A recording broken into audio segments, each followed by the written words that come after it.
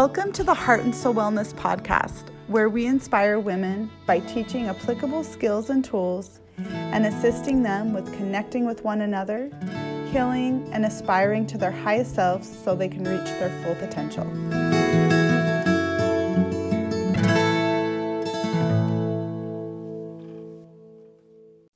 Hi, thank you so much for joining us. It's such an honor to be with Kimmy Millet today. She's an incredible friend, mentor, and she's a wellness coach, and I absolutely adore her. You guys are in for a really awesome treat today. We are going to be talking about how our difficult roads lead to beautiful destinations. And I am really inspired by Kimmy. She is an incredible survivor and warrior.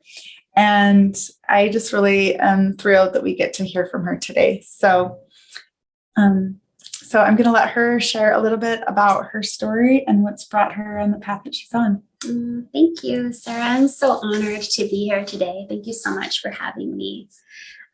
Yes, as Sarah mentioned, I'm a wellness coach. I have a special interest in spirituality, and I'm also a Mayan astrologer. That's a huge question. I'm not sure I would know where to begin with that. But, well, that's very sweet that you would call me a warrior. But I do think that I kind of do own that title a little bit. Yeah. I think I do have some soul cred that's like given me a sense of warriorship. And that's through difficulty, really. Like, I think it's been through adversity.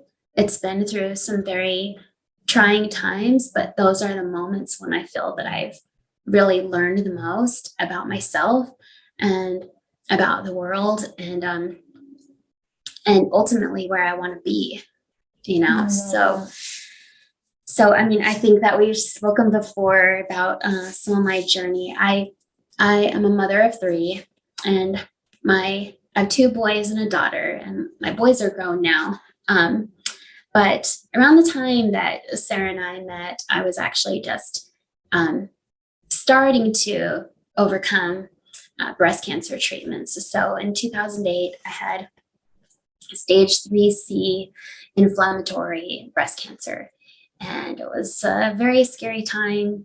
You know, my life was basically on the line. I was told that I had 6 months to live. But it was a long road and it was a painful road, but it ultimately led me to some very beautiful destinations, which I think is kind of our focus today, right? Yeah.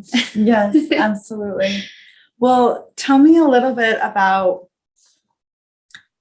the difficulty and what are the things, the tools, the skills?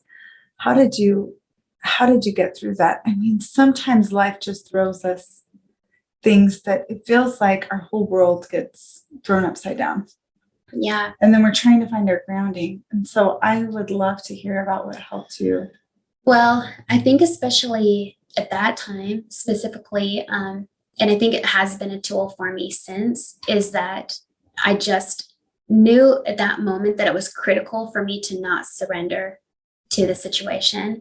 And the way that the situation was ultimately being framed and delivered to me as like, you know, there was an air of hopelessness, and I couldn't accept that because I really felt once I accepted that would seal my fate ultimately, you know. And so I kind of had to reject that idea and be like, regardless of how others are framing things for me, I'm writing my own story, and I'm not going to surrender. And I just, I think that I shared this with you before, but I like to share it with the listeners today, which I remember a time when it had been had been a full round of chemo, and I went in for my checkup. I had just finished it. And they said that it didn't look good. I hadn't responded to the chemo, which I didn't even know what that meant, really. But basically, at that point in time, they let me know that it didn't look good. Prognosis didn't look good, that, you know, it might be wise for me to get my affairs in order. And that kind of language was being used. And, you know, I was alone and driving home. I just remember the fear and adrenaline just like flooding through my body in waves.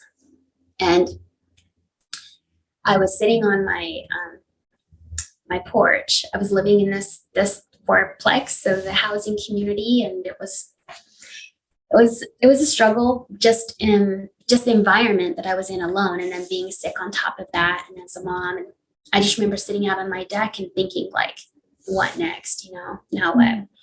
And this most beautiful sunset just appeared, and I'm not really sure that I'll ever really have the words to verbalize what happened in that moment, or even why it happened. But I know that I just felt something deep inside me say, you cannot afford to give up.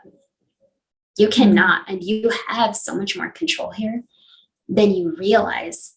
You have the choice of how you're going to show up, you know, for your kids and for yourself. And that ultimately I knew that there was a power that I was not tapping into, that I was not giving energy to, like, and that was hope, that was faith, that was belief. And I had this thought that there is this God, this higher power. You know, everyone has a different term for it, but I knew that there was something so much bigger that I could hand these burdens to and trust and give faith that it would be taken care of. And I just remember I stood up at that moment on my deck. I just like loudly said in this neighborhood as like people are walking by, but I just wasn't even like, I had just this tunnel vision for this feeling in my heart at that moment. And I just said very loudly, I was like, I'm staying here. I have more I'm going to do. And, you know, it's like bordering on shouting and possibly a breakdown, but I actually felt so alive in that moment. Like I felt energy in my body for the first time in so long. I mean, I felt so weak and so tired and so hopeless, like I had mentioned. And I just remember in that moment, I just felt a shift. I felt the way that I was seeing myself and the world and the situation and the way I was viewing my own body and my own strength and my own abilities, that all shifted in that moment. And I knew that I had to be accountable for how I was going to show up. And I think ever since then, I kind of have realized during times of like deep pain that I have a choice and that I can still get things done. I know that sounds crazy, but like, I remember thinking that whenever I was feeling pain, that was like, well, then I must just lay around and feel depressed and just lay in my bed and be sad and give up. And because I don't feel good and I'm not motivated. And so I can't do anything, but I've realized now that like, no, actually you can. Surprisingly, you can. You can say, you know what? I have a broken heart right now and I have to go buy light bulbs at Lowe's. Like, you know, you can still show up and like go, I don't feel really great inside right now, but I have to do this. I love that. You know, there's someone there's this quote and it's about acting into your feelings. And actually we use it in like a seeking safety program that we do here. But this idea of even when I don't feel like doing it, I'm showing up for myself. This is embodying this commitment to a higher place for ourselves, which you so beautifully shared. And it's incredible to think about that moment for me. I'm just picturing that sunrise and this moment where you made a choice and your choice was to live and give your full self to life. Yeah. You know, it's so interesting because I don't credit obviously myself or there's so many factors at play for the healing. And obviously the doctors did an amazing job taking care of me, but I felt a shift at that moment and I did change doctors. That was a great decision. And my new doctor said something to me to confirm everything that had happened during that moment. And so I asked him, I said, here's my situation and here's what's going on. So what do you think? And, what can we do at this point? And he said, cancer is an interesting disease. It's one of those that we still don't fully understand. He said, I have people here who really, relatively speaking, aren't that bad off, and they should be improving, and they're not. And we don't know why. And then I have people who, according to the medical research, should not be improving. And, their stages, their prognosis, you would look at the paperwork and go, this doesn't look good. And they're improving every week that I see them. So he said, I'll tell you what my thoughts are about it. We have the medicine, you have the attitude. And I was just like, that stuck with me. I was like, deal. I can handle it. I can handle my end of the deal. I love that, because it sounds like you were able to grab onto something higher even than yourself. Yeah. Because I can only imagine the heartbreaks, the pain, the hopelessness that you mentioned you were feeling before this. Yeah. And then making this choice. I mean, it just reminds me of the choices that we all have. Yeah. And how we want to show up, like you're saying. We can choose to be a victim to the circumstances that oftentimes are unfair, oftentimes are horrendous and painful, and not things we want to go through. Yet the choice is, it's here, and I can choose to surrender to something better and higher, or choose what I know, which is the past patterns. Right.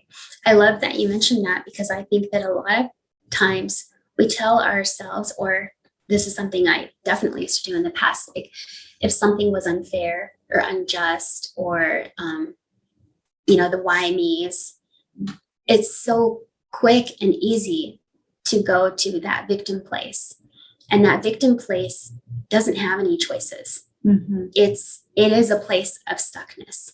And it is, to me, a place of doom and like sealing your fate. Mm-hmm. And so we do have choices in those moments, that even though sometimes things happen that are undoubtedly painful, are undoubtedly scary, are, undoubtedly maybe risky, fragile places to be, it doesn't mean that we have to surrender there. Right. We still have a choice how we get to show up, and not just for ourselves, but I think for others too. When we do that, I think that it helps others. It doesn't just help ourselves. Like, we get to actually show others too that they too have a choice. Mm-hmm. Oh, absolutely. Isn't it incredible that when you hear someone's story of someone who survived something that may be similar or different than yours, but yet you hear the strength and the resilience in their story, and you think, how did they survive that? Like, that is, I think of Edith Eger. She's one of my favorite people, and I have her quote right there on my wall, and it's, our painful experiences aren't a liability, they're a gift. They give us perspective and meaning and opportunity to find our unique purpose and strength. But I remember reading her book and thinking, she's an Auschwitz survivor. She lost her sister survived, but she lost both of her parents, and she's in Auschwitz. And the circumstances are absolutely horrific. I remember this moment in the book where she was pretty much dead, but she started to hear in the distance the rescue that was coming. And she started to hear in the distance the military personnel that were coming. And she made a choice in that moment that she was going to survive and she was going to live. Yeah. Her resilient spirit spoke to her. Very similar. Yeah. Isn't that incredible? That is amazing. Yeah. I had a realization in that moment that I had a choice. Yeah. Those are the exact words, is that I had a choice. Mm-hmm. And up until that point, I felt a victim of my circumstances. I felt I didn't have a choice. Oh, I have this diagnosis and there's nothing I can do about it. But, you know, there is. And I think that just choosing how you're going to show up, I think that it can affect the outcome. Maybe not, I still think that obviously certain things are going to happen in the world and to us and for reasons that, we can learn and grow from. But I think it affects the outcome. Holding hope and just knowing that you do have a choice. Absolutely. I love that. Holding on to hope. So when you had this shift and you were able to surrender and you were able to grab onto hope, what kept you hanging on? Sometimes we have these transformative moments where we recognize, we understand, and then the resistance comes.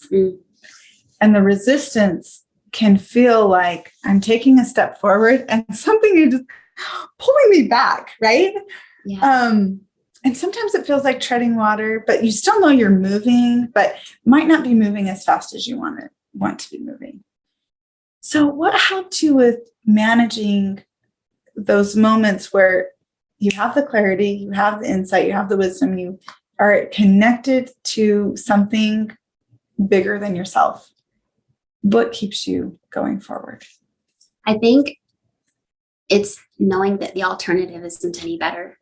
It's like there were moments I think that I would think to myself, like, am I kidding myself? Are people right? Should I really be preparing things more for my children? But to be honest, I couldn't give that energy. I remember I was given an advance directive from the doctor, and they kind of asked me multiple times, like, have you been working on this? Have you been thinking? And I just tucked it away and I wouldn't look at it. And I'm not advising that anyone else do this. I'm just saying that for me, there were times that I was like, am I being delusional? Am I, is it wise to be this hopeful? But I thought, yeah, because what is the alternative? That I give up? Yeah. That I just surrender? That then I become a victim of circumstance? And so I was like, I'm aware. I'm listening to the doctors. I'm aware of what's going on, but I'm also choosing to see it this way. I love that. Yeah. I love that. You're incredible. I just want to thank you so much for speaking to the resilience you have and you embody, and the way you choose to show up for yourself and for others. And I'm also really grateful for the journey you've been willing to share with us, because I know that so many of our listeners and the women out there that this is going to reach it will impact them.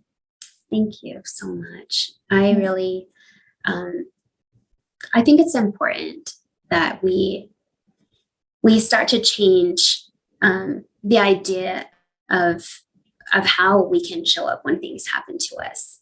And there was another thing that I wanted to share regarding this. I remember a time, I guess it's been a while now. I was going to say a couple of years, it's been longer than I realized, but I was going through a divorce, and the pain that I was feeling about my marriage falling apart was just kind of more than I could bear. And I did find myself kind of falling into these like moments of, I guess, victimhood, and because, it still happens sometimes, the why me's. And I was processing a lot at the time. I was processing a lot. Like, there were people in my family who weren't doing well, and there was just a lot of things going on. And I spent 24 hours in my bed. I couldn't sleep, and I was just reciting Ho'oponopono. I don't even know if I said that right, but for 24 hours. And I'm sure most of the listeners are familiar with it, but if they aren't, it's I have to remember the right order. But I think it's, please forgive me. I'm sorry. Thank you. I love you. Yeah. And I just know that each of those phrases is so healing. And so I just continued to recite those. And my friend was getting married, and it was kind of ironic. And she was having a bridal shower, and I kind of just didn't want to leave my house. I didn't want to leave the bed. I thought, this is good. This is fine. What I'm doing is great. I'm healing, which it was. But, I kind of needed the reminder from her that, I understand, but you still need to show up for me because I'm your friend. And I was like, yeah, I do. I need to get out of bed and show up for my friend. And that was another moment when I realized that I have a choice. I have a choice, not just how I'm showing up for myself, but for others and people that I love and care about. And so I think it's just important that we remember that these difficult roads can lead to beautiful destinations. And I saw this quote a while ago, and I'm going to butcher it, but it said something like, in order for a tree to reach heaven, first its roots must touch hell. And every time I think about that, it gives me chills, but it also just makes so much sense, because I do think it's those deep, painful moments that really open us up and teach us so much about ourselves and the world.